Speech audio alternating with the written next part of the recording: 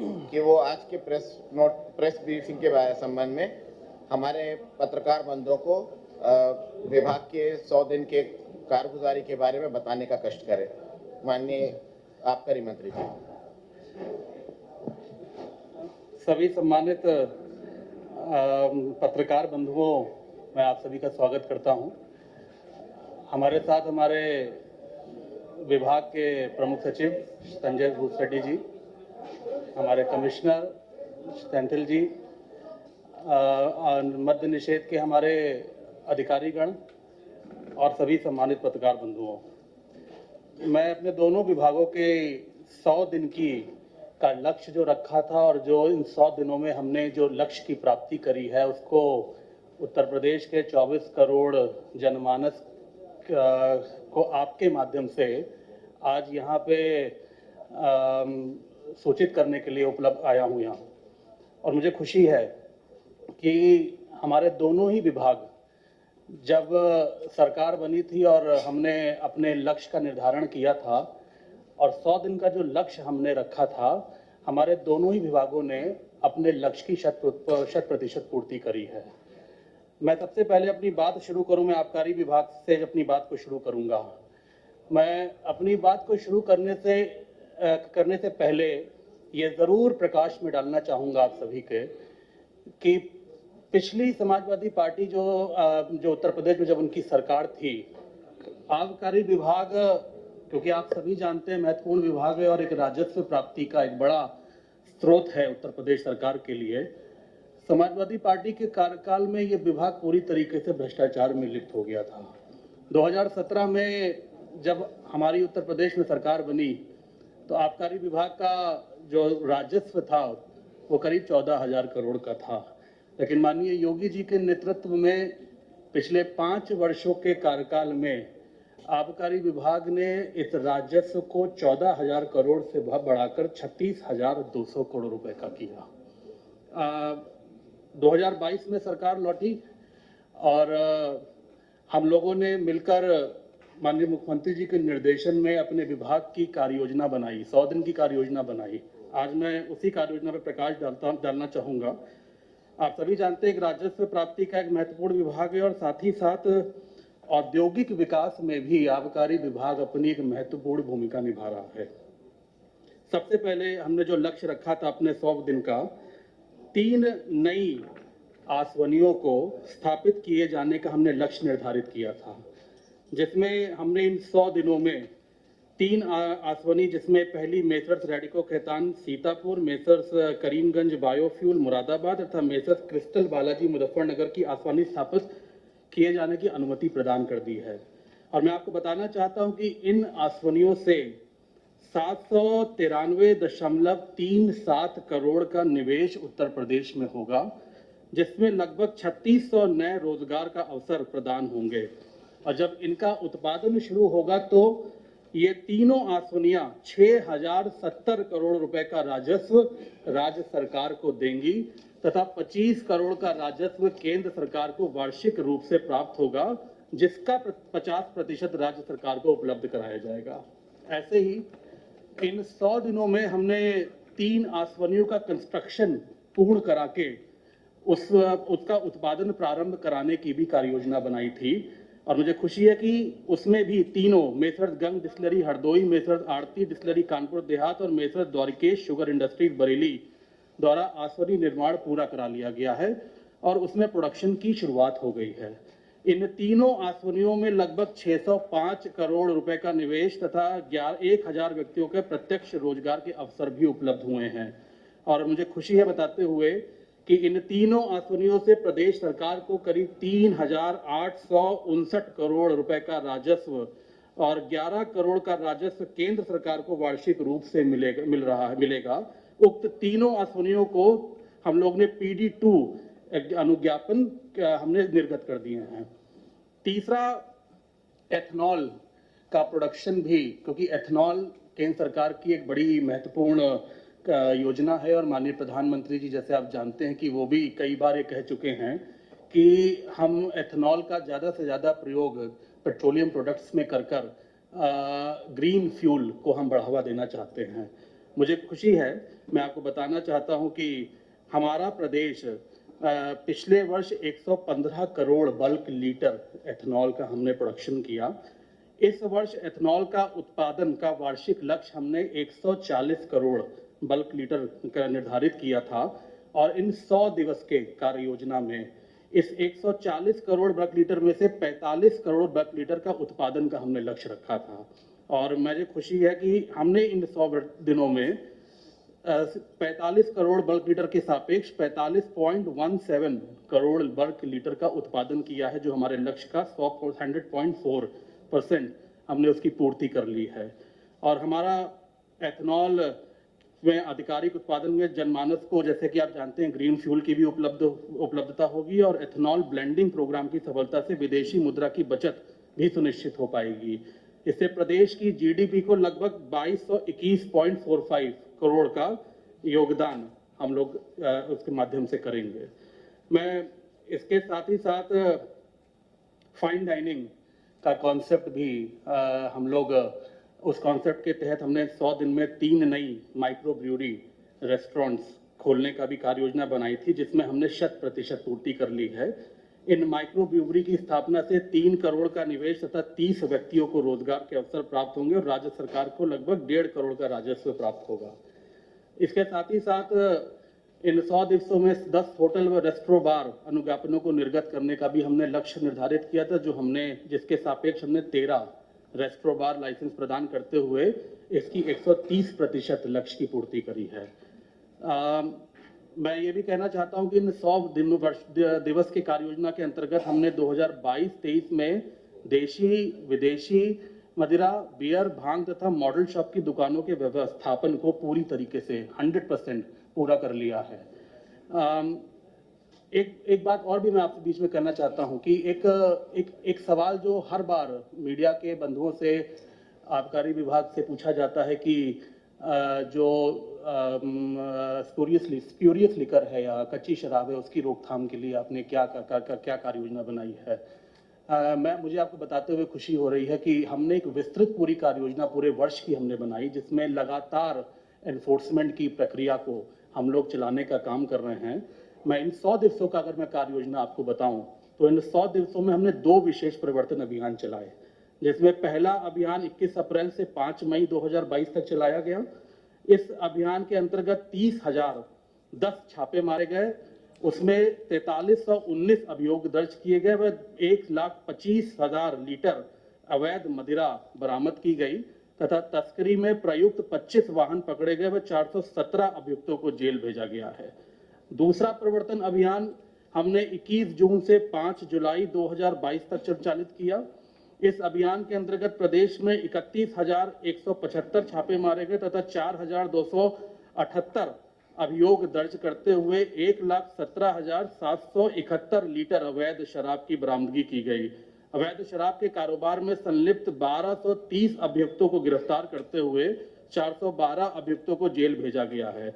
अवैध शराब की तस्करी में संलिप्त 54 वाहन जब्त भी किए गए हैं। और ऐसे ही हम आगे भी पूरे वर्ष लगातार ऐसे ही हम प्रवर्तन के अभियान को हम चलाते रहेंगे, जिससे हम अवैध मदिरा में जो संलिप्त हैं लोग, उनके खिलाफ कार्रवाई करते रहें।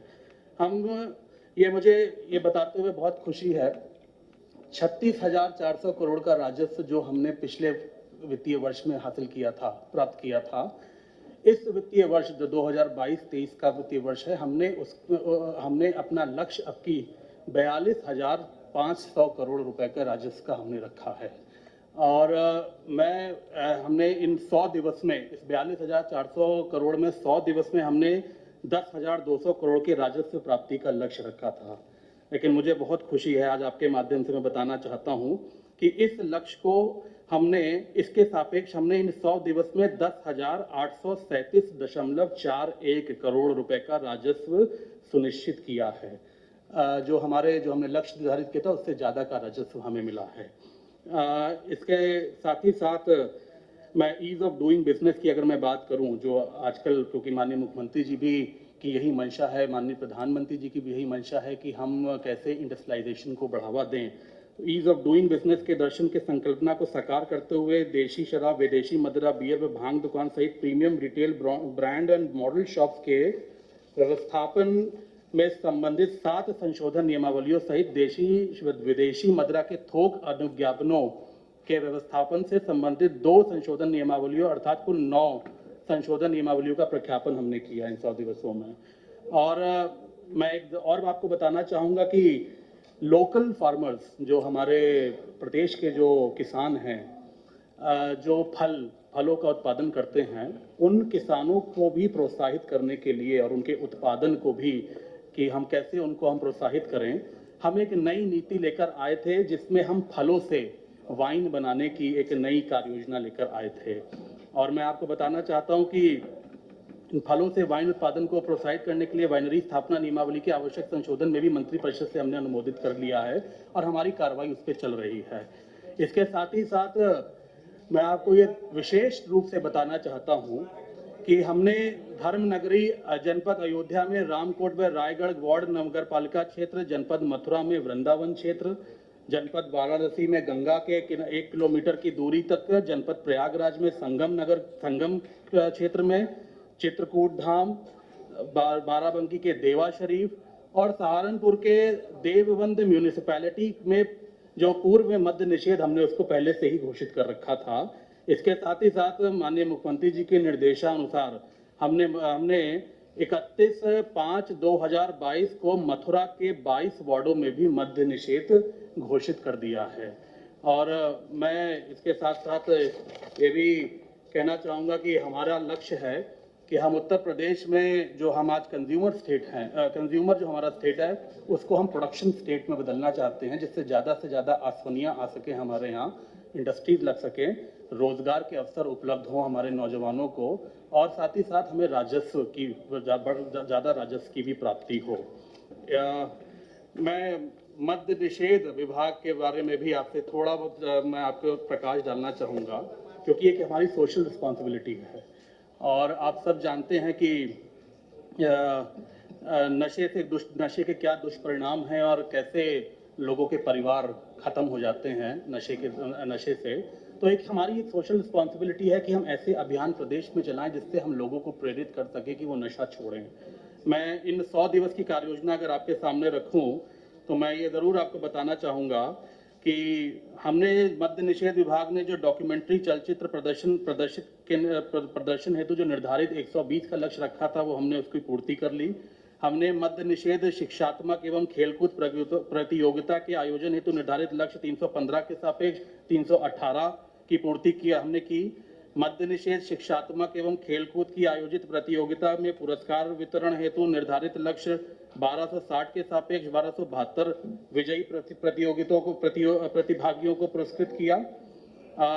हमने मद्य निषेध वॉल पेंटिंग कराने जाने के लिए 315 के सापेक्ष 420 वॉल पेंटिंग्स का हमने करवाई।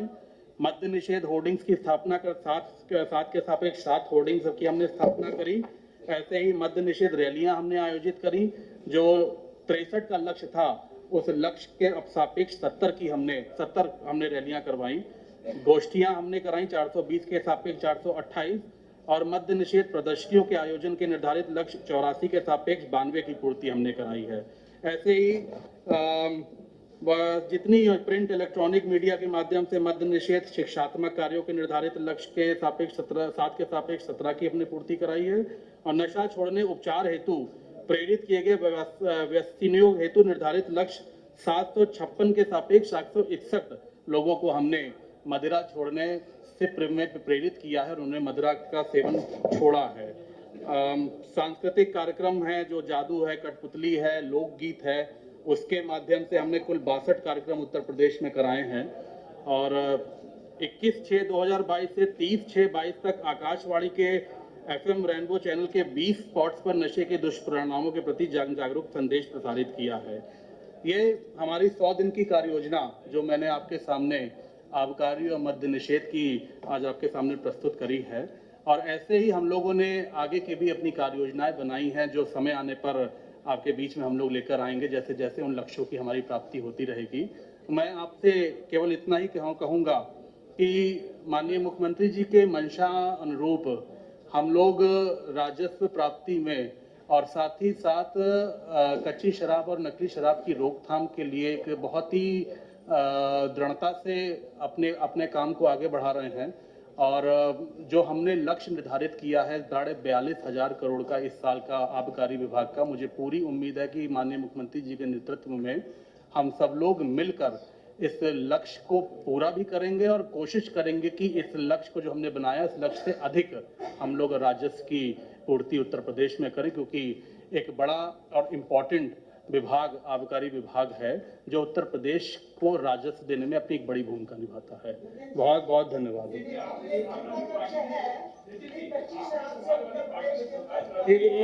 एक एक करके पूछ लें।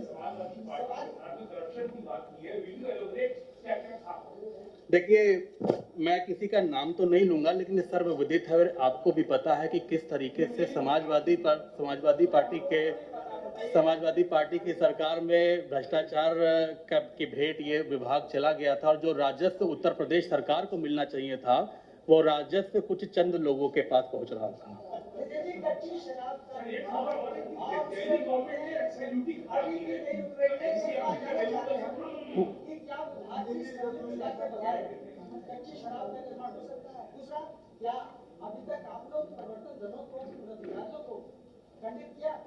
देखिए, कुछ घटनाएं, देखिए मैं आपको बताऊं, जैसे मैंने आपको बताया कि हम लोग बहुत सख्ती से इन जो घटनाएं घटी हैं उस पे हम लोग ने कार्रवाई करी है और जहां जहां ऐसी घटनाएं हुई हैं, कुछ जनपदों में हुई हैं, वहां पे जो जिन हमारे विभाग के जो अधिकारी संलिप्त पाए गए थे उनको सस्पेंड भी किया गया था और उनके खिलाफ सख्ती से कार्रवाई भी की गई थी।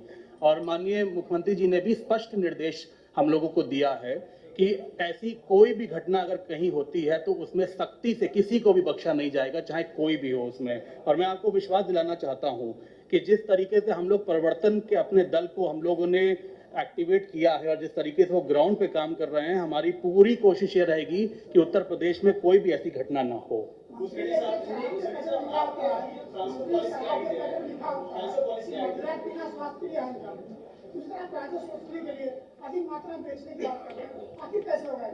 नहीं, देखिए हम लोग ऐसा है, ये जो एक रेवेन्यू का एक बड़ा माध्यम भी है हमारा विभाग और हम ये कभी नहीं कहते कि ज़्यादा हमें बेचनी है। देखिए, जो लोग जो इसमें हैं वो दिस इज ऑटोमेटेड प्रोसेस, वो अपने आप चल रहा है। हम लोग कभी भी ये नहीं कहते किसी को कि आप उसमें आए, इसमें इस हैबिट में आए।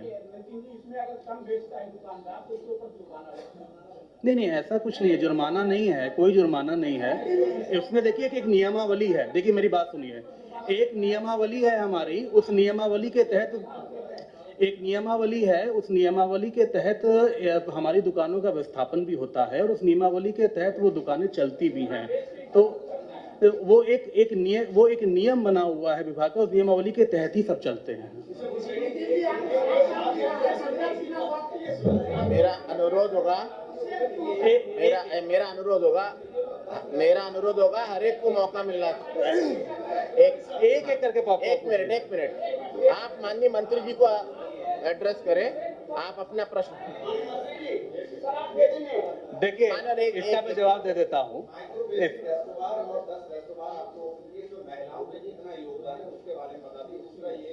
आपने होम लाइसेंस की प्रणाली लागू की थी, उसमें अभी तक 100 दिन में कितने लाइसेंस आपने जारी किए?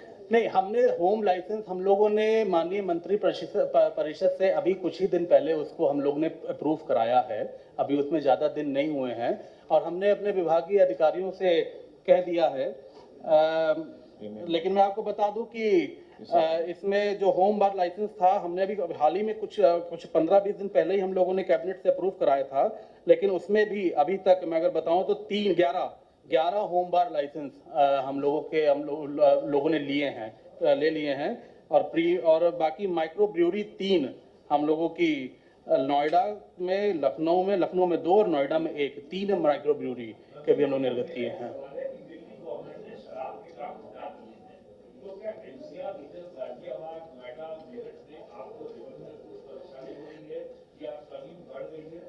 नहीं, देखिए उन्होंने अपने दाम एक्साइज, उनकी जो पॉलिसी है उस पॉलिसी उन्होंने अपने दाम घटाए हैं, लेकिन मैं आपको बताऊं जो उसके एडजॉइनिंग हमारा जो बॉर्डर एरिया है, जो गाजियाबाद, जैसे आपने बताया नोएडा गाजियाबाद, उसमें हमने हमारा प्रवर्तन दल लगा हुआ है, जो स्मगलिंग की थोड़ी बहुत अगर कोई कभी शिकायत होती भी है तो उसमें हम लोग पकड़ रहे हैं, और कई हमने बहुत सारे ऐसे केसेस हमने इस बार पकड़े भी हैं। पिछले 1 महीने में काफी केसेस ऐसे पकड़े हैं और हम लोग पूरी तरीके से सतर्क हैं अपने बॉर्डर एरिया में।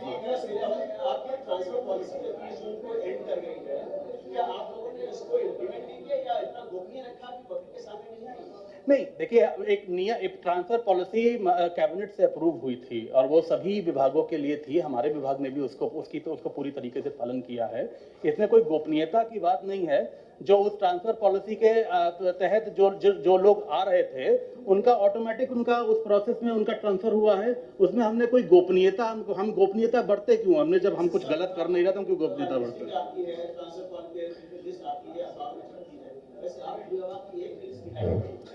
ऐसा है, हमारे यहाँ एक ज्वाइंट कमिश्नर का पद प्रमोशन से आया था, वो मेरठ भर दिया गया।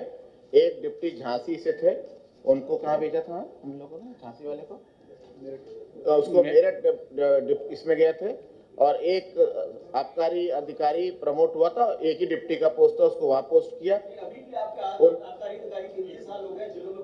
नहीं, उसके बाद जो डीओ थे, जो 20% की सीमा में था, वो आबकारी आयोग द्वारा उस 20% की सीमा में 16 आ रहे थे, और 16 का ट्रांसफर किया गया। 16 का पेयर बना के 36 लोग आए, 36 का ट्रांसफर किया गया।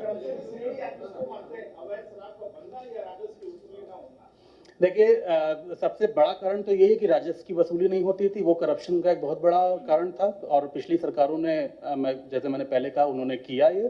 तो अब जब हम लोगों ने काम करना, जब पिछली 17 से जब हमारी सरकार आई और हमने काम करना शुरू किया, तो जो हम 14,000 से 36,500 करोड़ के करीब का राजस्व लेकर आए हैं, तो वो इसीलिए लेकर आए कि हमने राजस्व ज़्यादा वसूला है, इसलिए।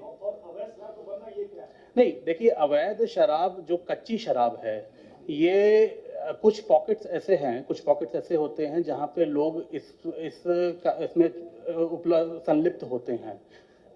इसकी रोकथाम भी हम लोग करनी होगी। ये भी है, अगर हम जितनी कच्ची शराब बनाना रोकेंगे, उतना और हमारे राजस्व में बढ़ोतरी आएगी। तो ये एक कंटिन्यूअस प्रोसेस है, और जहाँ जिन पॉकेट्स में हमें पता लगता है कि ऐसा व्यापार चल रहा है, हम लोग उसे रोकते हैं। वो भी एक कारण है कि हम क्यूमुलेटिव, हमारा जो राजस्व बढ़ रहा है, हम जितना उसको रोकते हैं उतना हमें राजस्व भी बढ़ता है हमारा।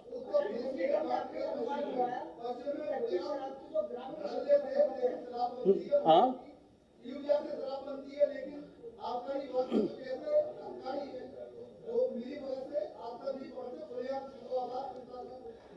देखिए, अगर ऐसा कोई सूचना, कोई पर्टिकुलर, अच्छा, मेरी बात तो सुनिए। अगर ऐसी कोई पर्टिकुलर सूचना, अगर आप कहते हैं कि ऐसा पॉइंट है या ऐसी जगह हो रही है, आप मुझे उपलब्ध करा देंगे, तो मैं उसमें अब दिखवा लूंगा कि अगर ऐसे कर रहे हैं, तो वहां पे जो दोषी अगर पाए जाएगा ऐसा, तो जो दोषी होंगे उनके खिलाफ मैं कार्रवाई कराऊंगा।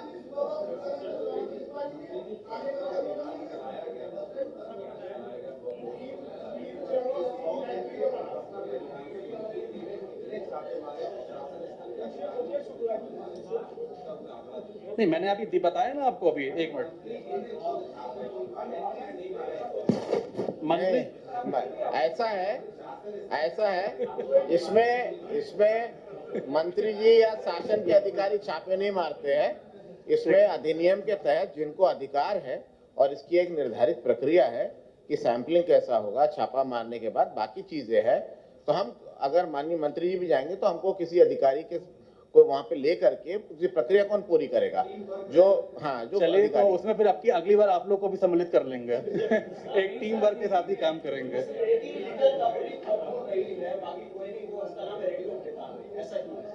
नहीं, ऐसे ही देखिए, कोई हमारे यहाँ बहुत सारी इंडस्ट्रीज हैं जहाँ जिन्होंने जो प्रोडक्शन कर रही है, चाहे वो कंट्री लिकर का हो, चाहे वो IMFL का हो, चाहे वो फॉरेन लिकर का हो। तो केवल एक इंडस्ट्री का ऐसे नाम लेना मैं उचित नहीं समझता हूँ। हमारे यहाँ सभी इंडस्ट्रीज है जो काम कर रही हैं, और सभी लोग उत्तर प्रदेश सरकार को राजस्व दे रही हैं। चलिए, ठीक है, बहुत बहुत धन्यवाद। और जो प्रेस नोट है, प्रेस नोट आप बंटवा दीजिएगा।